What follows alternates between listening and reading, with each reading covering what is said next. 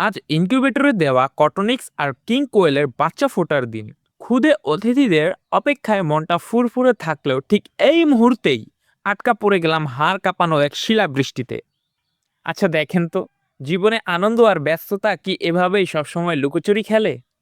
সকাল সকাল ঘুম থেকে উঠে দৌড়ে চলে এলাম খামারে, কারণ আজ ক্ষুদে অতিথিদের হ্যাচিং ডে। দেখেন, অনেকদিন ব্যবহার না করায় ব্রুডিং সেট আপের ওপর কেমন ধুলো জমে গেছে। সবার আগে একটা সুতি কাপড় কেটে নিচ্ছি ব্রুডিং বক্সে বিছিয়ে দেওয়ার জন্য।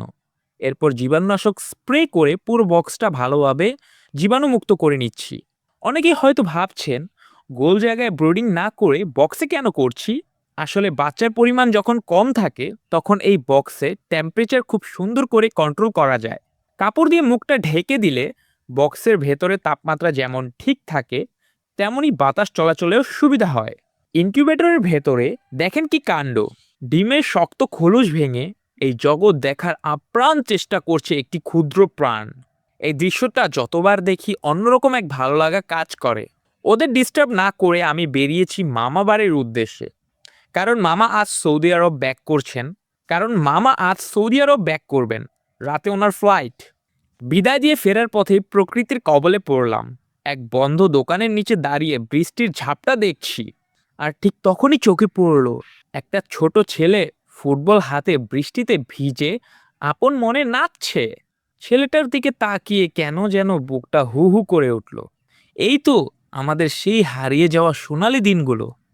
তখন একটা প্লাস্টিকের বল আর একটুখানি বৃষ্টি পেলেই মনে হতো সারা পৃথিবী আমাদের হাতের মুঠোয়। কত নির্ভার ছিল সেই সময়টা। কত অল্পতেই আমরা প্রাণ খুলে হাসতে পারতাম।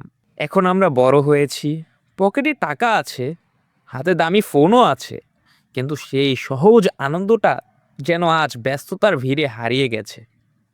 এখন শুধু দায়িত্ব আর টাকার পেছনে অন্তহীন ছোটা। বড় হয়ে আজ বুঝতে পারছি এর চেয়ে সেই ছোটবেলাটাই কত ভালো ছিল। বৃষ্টির এই ঝাপটায় আজ যেন নিজের ফেলে আসা শৈশবটাকে খুব মিস করছি। এরই মাঝে শুরু হলো প্রচণ্ড শিলাবৃষ্টি। এই যে দেখেন হাতে বরফ। ঘণ্টাখানেক পর বৃষ্টি থামলে বাড়ির পথ ধরলাম। বৃষ্টির পর চারপাশটা ধুয়ে মুছে একদম ঝকঝকে হয়ে গিয়েছে।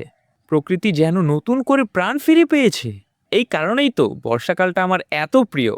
বাসায় ফিরেই দ্রুত লাইসোভিট মিশ্রিত পানি রেডি করছি। এরপর ইনকিউবেটর থেকে খুব আলতো করে বাচ্চাগুলোকে ধরে বের করে প্লাস্টিকের বক্সে নিচ্ছি। এরপর সাবধানে ওদের ব্রুডিং বক্সে ছেড়ে দিচ্ছি এবং সাথে দিচ্ছি গুঁড়ো করা সোনালি স্টার্টার ফিড। আর এভাবেই শুরু হলো আমার এই ছোট্ট বাচ্চাগুলোর জীবনের প্রথম দিনের ব্রুডিং।